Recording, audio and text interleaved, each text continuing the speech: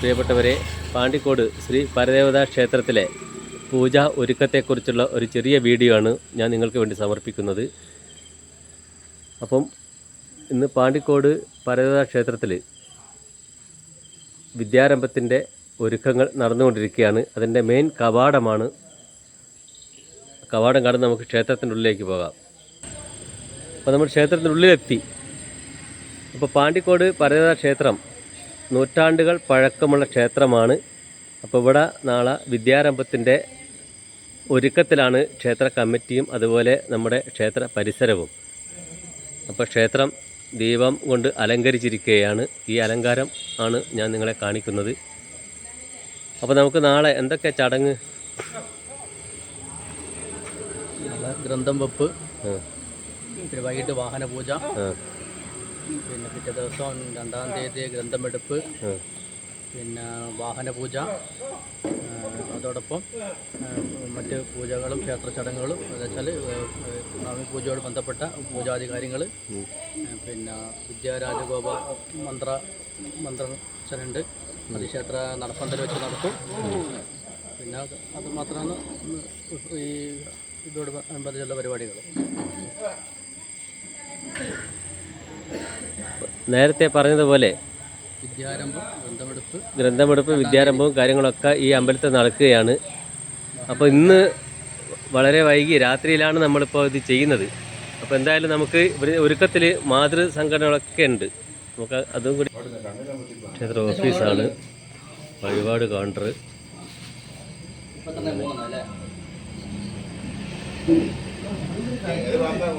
ഇതൊക്കെ വഴിപാട് കിട്ടിയ സാധനങ്ങളാണ്. അപ്പോൾ നേരത്തെ പറഞ്ഞതുപോലെ നൂറ്റാണ്ടുകൾ പഴക്കമുള്ള പാണ്ടിക്കോട് ശ്രീ പരദേവതാ ക്ഷേത്രത്തിലെ വിദ്യാരംഭത്തിൻ്റെ ഒരുക്കത്തിലാണ് ഇവിടുത്തെ മാതൃ കമ്മിറ്റികളും അതുപോലെ ക്ഷേത്ര ഭാരവാഹികളും. അപ്പോൾ അതിൻ്റെ ഒരുക്കത്തിൻ്റെ ദൃശ്യങ്ങളാണ്. പൂക്കളൊക്കെ ഇങ്ങനെ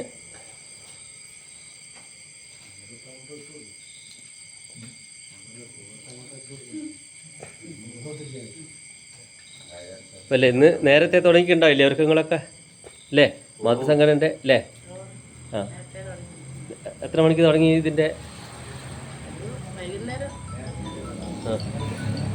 5 മണിക്ക് തുടങ്ങി. അപ്പോൾ നാളെ ഗ്രന്ഥപൂജയും വാഹന പൂജയും പറ.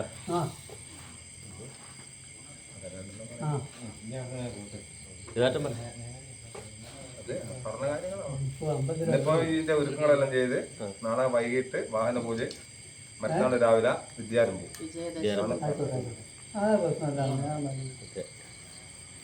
അപ്പൊ ഇത് എത്ര വർഷമായി ഇവിടെ ഈ ഒരു ചടങ്ങ്? പാരമ്പര്യമായിട്ട് എത്ര വർഷമായി എന്നൊരു കണക്കൊന്നും പറയാനാണ്. ഒരുപാട് വർഷം പോയി പോയിരുന്ന നമ്മൾ കാണുന്ന ഇതാണ്. അതിൻ്റെ അനുസരിച്ച് നിങ്ങൾ പോയി അതിന് എത്ര വർഷമായിരുന്നു ആയിക്കൊണ്ടും പറയാനാകില്ല.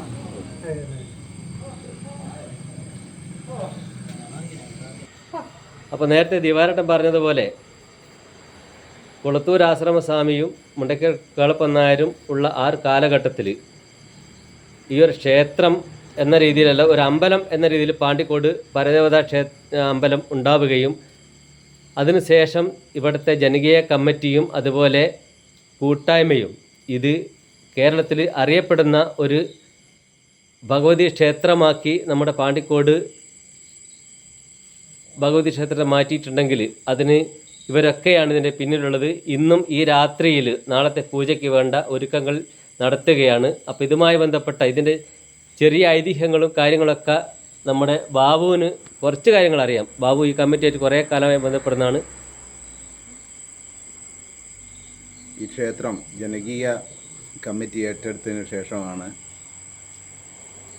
ഈ കാണുന്ന രീതിയിൽ നടപ്പന്തലുകൾ അതുപോലെ ഭൗതികമായ മറ്റ് സാഹചര്യങ്ങളൊക്കെ മെച്ചപ്പെടുത്തിക്കൊണ്ട് കൊണ്ടുപോകാൻ വേണ്ടി ജനകീയ കമ്മിറ്റിക്ക് സാധിച്ചിട്ടുണ്ട്. ഇനിയും ഒരുപാട് മുന്നോട്ട് ഈ ക്ഷേത്രം പോകേണ്ടതായിട്ടുണ്ട്. ഈ ക്ഷേത്രത്തിൻ്റെ പറ്റി പറയുകയാണെങ്കിൽ ഇവിടുത്തെ ദാരുവിഗ്രഹം ഈ കേരളത്തിലെ തന്നെ ദാരുവിഗ്രഹങ്ങളിൽ ഏറ്റവും വലിപ്പമേറിയ, അതായത് ഒരാൾ പൊക്കത്തിലുള്ള ദാരുവിഗ്രഹം എന്ന് പറഞ്ഞാൽ കേരളത്തിൽ വളരെ ചുരുക്കമാണ്. നമ്മളെ അന്വേഷിച്ചിട്ടുള്ള അറിവിൽ ഈ കോട്ടയത്ത് ഒരു ക്ഷേത്രത്തിൽ മാത്രമാണ് ഈ ഇത്രയും വലിയ ദാരുവിഗ്രഹമുള്ളത്. ഇത്രയും പഴക്കമേറിയ വിഗ്രഹവും ഇത് തന്നെയാണെന്നാണ് എല്ലാവരും പറയുന്നത്. ഇവിടെ വന്ന തിരുമേനി പറഞ്ഞത് ഇത്രയായിട്ടുള്ള ഒരു വിഗ്രഹം ഞാൻ ഇതുവരെ കണ്ടിട്ടില്ല. അത് എല്ലാവരും അതിനെപ്പറ്റി അറിഞ്ഞു കാണില്ല. എന്നാലും ഈ ക്ഷേത്രം ഇനിയും ഒരുപാട് ഉയരങ്ങളിലേക്ക് എത്തിച്ചേരുമെന്ന് ബഹുജനങ്ങളോട്, ഭക്തജനങ്ങളുടെ സഹകരണത്തോടു കൂടി അത് ഇനിയും ഉന്നതിയിലേക്ക് പോകുമെന്നാണ് ഞാൻ പറയാനുള്ളത്.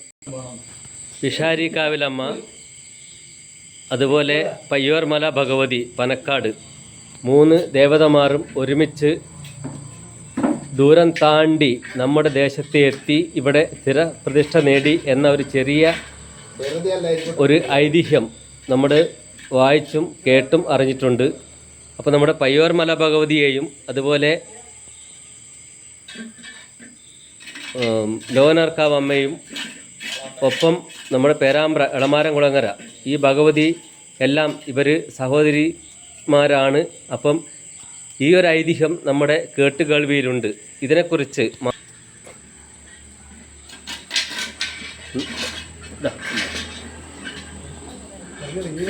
ഈ ക്ഷേത്രമായിട്ട് നിരന്തരം ബന്ധപ്പെടുന്ന ആളുകളാണ്. എല്ലാ പരിപാടിക്കും വരുന്നുണ്ട്.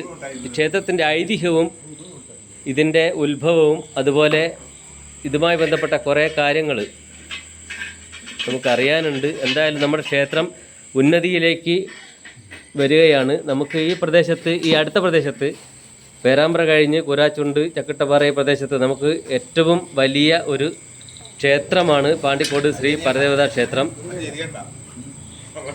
അപ്പോൾ ഇതിൻ്റെ താമരട്ട ഇത് കുറേ കമ്മിറ്റിയിൽ കുറേ കാലമായിട്ടില്ലേ ഉണ്ട്. അപ്പോൾ എന്തൊക്കെയാ അഭിപ്രായം? നല്ല രീതിയിൽ പ്രവർത്തിക്കുന്ന, നല്ല പുരോഗതിയൊക്കെ നല്ല രീതിയിൽ നടക്കുന്നത് ഉണ്ട്.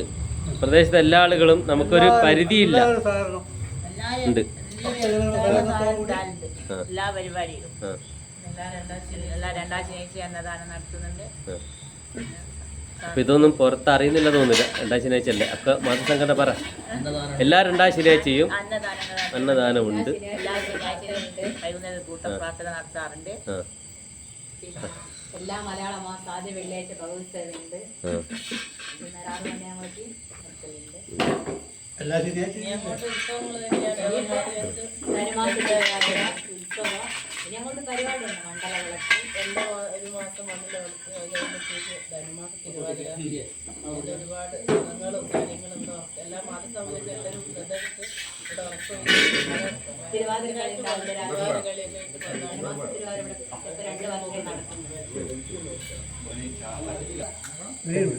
അപ്പോൾ ലോകനാർക്കാവ് ഭഗവതിയും അതുപോലെ പിഷാരികാവമ്മയും കാത്തു സൂക്ഷിക്കുന്ന എല്ലാ ചൈതന്യവും ഉൾക്കൊള്ളുന്ന ഒരു ക്ഷേത്രമാണ് പാണ്ടിക്കോട്. അതുകൊണ്ട് എല്ലാവരും നമ്മുടെ ഈ പാണ്ടിക്കോട് ക്ഷേത്രവും നമ്മുടെ പിഷാരികാവിനെ പോലെ അതുപോലെ ലോകനാർക്കാവ് പോലെ നമ്മുടെ ഈ പാണ്ടിക്കോട് ക്ഷേത്രവും കാണണം, അത് പരിചരിക്കണം. അതിനുവേണ്ടി ഈ പ്രദേശത്തെ മുഴുവൻ ഭക്തജനങ്ങളും ഈ അമ്പലവുമായി ബന്ധപ്പെടണം എന്നാണ് കമ്മിറ്റിക്ക് വേണ്ടി പറയാനുള്ളത്.